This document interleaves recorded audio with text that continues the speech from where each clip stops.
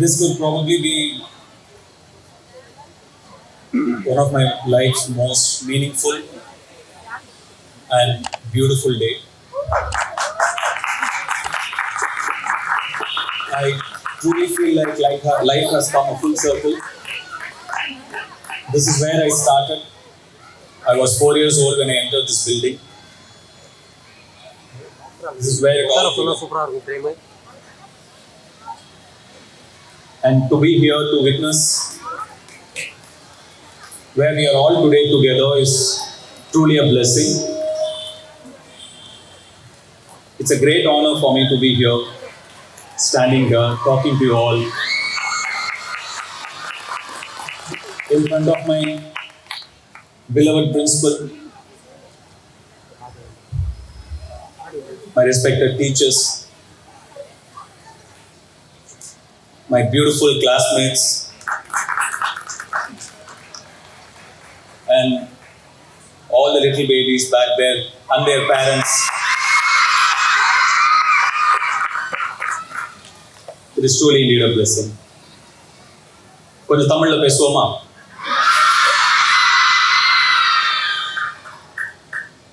நான் இந்த ஸ்கூலுக்கு வரும்பொழுது இங்க asbestos sheets அந்த மாதிரி தான் இருக்கும், ஒரு cement and lot of sand. இங்க ஒரு பெரிய பிளே கிரவுண்ட் இருக்கும், பின்னாடி நிறைய மரங்கள் இருக்கும்.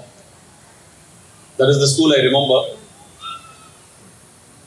இப்போ இங்க ஒரு பில்டிங் வந்துருச்சு, டோட்டலாக மாறிடுச்சு. அந்த ஸ்கூலை ஆனால் நான் ரொம்ப மிஸ் பண்ணுறேன். இங்கே வரும்போது அந்த ஸ்கூலை பார்க்க முடியலைங்கிற ஒரு ஏக்கம் எனக்கு இருக்கு.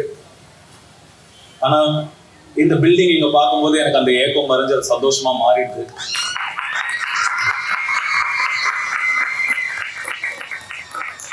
ஸ்கூல் நான் படிக்கும்போது எப்பயுமே நான் நினைப்பேன், என்னடா அது 8:30 3:30 வரைக்கும் ஒரு கை நிம்மதி ஒரே பில்டிங்குள்ளே இருக்கும், எப்படா 3:30 ஆகும், எப்படா ஸ்கூல்லேருந்து வெளியில் ஓடலாம் அப்படின்னு தான் தோணும். ஒரு பீரியடும் எப்படா முடியும்னு நம்ம அப்படியே வெயிட் பண்ணிகிட்டே இருப்போம். அந்த பெல் அடித்தா ஒரு தனி சந்தோஷம். ஸ்கூல் முடிஞ்சோன்னா முதல் ஆளாக நான் தான் வெளியே ஓடுவேன்.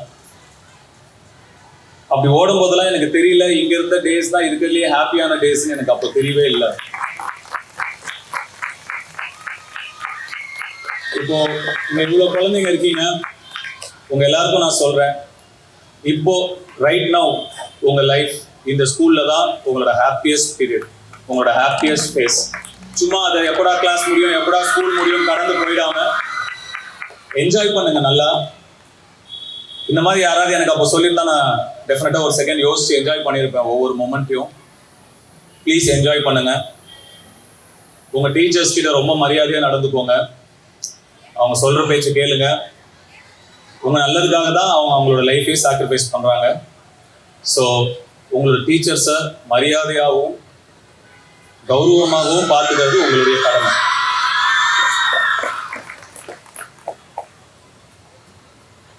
உங்க பிரின்சிபல் கிட்ட இருந்தே நீங்க நிறைய இன்ஸ்பிரேஷன் எடுத்துக்கலாம். என்கிட்ட இருந்து எடுத்துக்கணும்னு அவசியமே இல்லை. அவங்கள மாதிரி ஒரு ஸ்ட்ராங்கான பர்சன் பார்க்கவே முடியாது. லைஃப்ல எவ்வளவோ பார்த்து கடந்து போராடி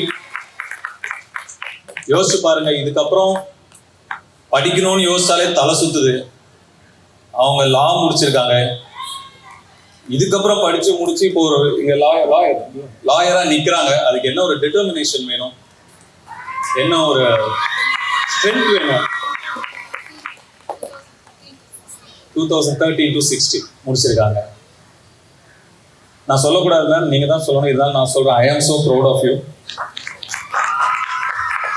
அண்ட் இந்த ஸ்கூல்ல விடாம நீங்க இவ்வளவு வருஷமா பிடிச்சு வச்சு கொண்டு நீங்க நிறுத்திட்டீங்க. இன்னைக்கு ஒரு பில்டிங் இருக்கு ma'am. If you want will build more buildings together. If you want நீங்க ஒரு ஆர்டர் போடுங்க, பண்ணி முடிச்சிடலாம்.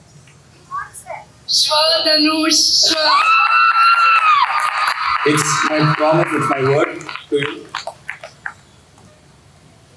And குழந்தைங்க எல்லாம் நிறைய விஷயம் வெளியே நடக்குது, அதெல்லாம் இக்னோர் பண்ணிட்டு செல்போனெல்லாம் தூக்கி எறிஞ்சிட்டு ஜாலியாக உங்கள் ஃப்ரெண்ட்ஸோட சந்தோஷமாக இந்த லைஃப்பை என்ஜாய் பண்ணுங்க.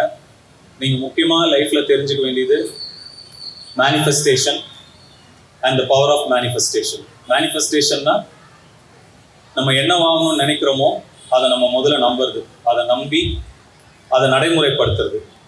நீங்க முதல்ல நம்பணும். இங்க இருக்கிற எவ்வளோ பேர், இங்க எவ்வளோ டாக்டர்ஸ் இருப்பீங்க, இன்ஜினியர்ஸ் இருப்பீங்க, லீடர்ஸ் இருப்பீங்க, ஆக்டர்ஸ் கூட இருக்கலாம். ஏன்னா நான் அங்கதான் இருந்தேன், அங்க இருந்து தான் கை தட்டிட்டு இருந்தேன். இதே மாதிரி மேம் பேசுவாங்க, இங்கிலீஷ்ல ஃபுல்லா பேசுவாங்க, எனக்கு ஒண்ணுமே புரியாது. அவங்களே எப்படி சிக்னல் காட்டினாங்கன்னா கை தட்டணும்னு தட்டிடுவேன், அவ்வளவுதான் தெரியும். அப்போ ஒரு வாட்டி என்ன ஆச்சு, அப்போல்லாம் ப்ரேயர் நடக்கும். ஃப்ரைடே ஆனால் ப்ரேயர் ஒரு ஃபர்ஸ்ட் பீரியட் ஃபுல்லாக அதில் போயிடும். அதனால எனக்கு அந்த ஃப்ரைடே ரொம்ப பிடிக்கும்.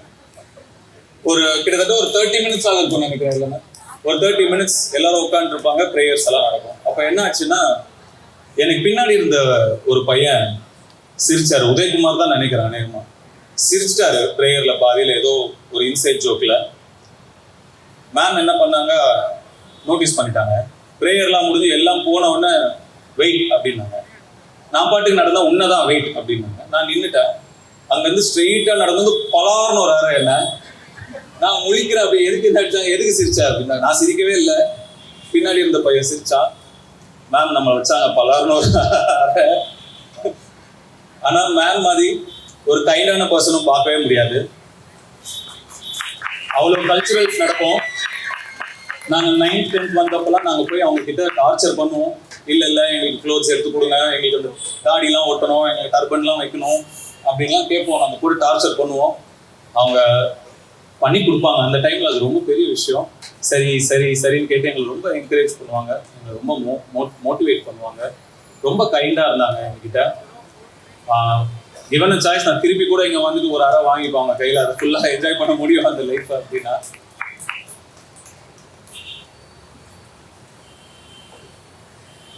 உங்ககிட்ட எனக்கு ஒரு ரெக்வஸ்ட் இருக்கு மேம். இந்த ஸ்கூலில் ஐநோ இந்த 8:30 to 3:30 நீங்கள் டெஃபினட்டாக ஃபிட்னஸ் அவேர்னஸும் மெடிடேஷன் அவேர்னஸும் கண்டிப்பாக ஒரு பீரியடாக கொண்டு வரணும்னு நான் உங்களுக்கு ரெக்வஸ்ட் பண்ணுறேன். சூப்பர், இருந்தால் ரொம்ப அழகாக இருக்கும். எஸ்பெஷலி ஃபிட்னஸ் அவேர்னஸ் அது ரொம்ப இம்பார்ட்டண்ட்டாக இப்போ இருக்குது. இன்றைக்கி அது புரியாது, உங்களுக்கு போக போக அதோட ஃபிட்னஸ் புரியும். இங்கே என்னோட கிளாஸ்மேட்ஸ்லாம் இருக்காங்க, அவங்களுக்கும் நிறைய பேருக்கு ஃபிட்னஸ் புரியணும். நிறைய பேர் வெயிட் குறைக்க வேண்டியதுலாம் இருக்கு. இவங்க எல்லாரையுமே பார்க்கும்போது எனக்கு ரொம்ப சந்தோஷமா இருக்கு. எனக்கு நிறைய ஃபங்க்ஷன் போயிருக்கேன், நிறைய இடத்துக்கு போயிருக்கேன், நிறைய இடங்கள்ல உட்காந்துருக்கேன். எங்கே போனாலுமே எனக்கு எப்படா இது முடியும், எப்படா இங்கேருந்து கிளம்பலாம் தான் தோணும். ஃபர்ஸ்ட் டைம் ஒரு ஃபங்க்ஷன்ல இது முடியவே வேண்டாம், நம்ம கிளம்பவே வேண்டாம், இங்கேயே இருக்கலாம் அப்படின்னு ரொம்ப ஆசையா இருக்கு. என்ன சொல்றதுன்னு தெரியல. இங்கே என்னோட டீச்சர்ஸ் அவங்க ஒருத்தர் பார்க்கும்போது எனக்கு அவ்வளோ மெமரிஸ் இருக்கு.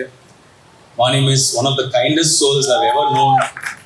அவ்வளோ ஸ்வீட், அவ்வளோ கைண்ட். அமுதா மிஸ் அண்ட் என்னோட இப்போ கூட ஒன்று பாருங்க, முன்னாடிலாம் நான் இங்கே படிக்கும்போது இங்கிலீஷ் சரியாக வராது, தப்பா இங்கிலீஷ் பேசுவோம். வை டிட் யூ வென்ட் அந்த மாதிரி ஒரு இங்கிலீஷ் தான் பேசிட்டு இருந்தேன் நானெல்லாம். ஆனால் தமிழ் நல்லா வரும். இப்போ அப்படியே மாறி போச்சு. நான் வெளில மீட் பண்ணுறேன், 10ல் 8 பேருக்கு தமிழ் எழுத படிக்கவே தெரியல. இங்கிலீஷ் பேசுகிறாங்க, இங்கிலீஷ் எழுதுறாங்க, படிக்கிறாங்க, ஆனால் தமிழ் எழுத தெரியல, படிக்க தெரியல. ரொம்ப வருத்தமான ஒரு விஷயம் அது. நான் ஒரு ஃப்ரெஞ்ச் ப்ரொடக்ஷனில் ஒரு படம் பண்ணேன், பெல்ஜியமில் ஷூட்டிங். அங்கே எனக்கு இங்கிலீஷ் தெரியுமா நம்ம கேட்கும்போது நான் தெரியும்னு சொல்லும்போது அவங்களுக்கு ரொம்ப சர்ப்ரைஸாக இருந்தது. உங்களுக்கு இங்கிலீஷ் தெரியுமா? ஏன்னா பொதுவாக இங்கிலீஷ் ஒருத்தனுக்கு தெரியலன்னா தான் கிண்டல் பண்ணுவாங்க. தெரியுதுன்னு அவங்க ரொம்ப ஆச்சரியப்பட்டாங்க. ஏன் நீங்கள் ஆச்சரியப்படுறீங்கன்னு கேட்கும்போது அவங்க சொன்னாங்க, இல்லை உங்களுக்கு உங்கள் மதர் டங் தானே தெரியணும், பட் இங்கிலீஷ் ஒரு போனஸ் தானே அப்படின்னு சொன்னாங்க. அப்படிதான் அவங்களாம் பார்க்குறாங்க. உங்களுடைய தாய்மொழி தான் உங்களுக்கு முதல்ல தெரியணும். உங்களுடைய தாய்மொழியை நீங்கள் முதல்ல எழுத படிக்க தெரிஞ்சுக்கணும்.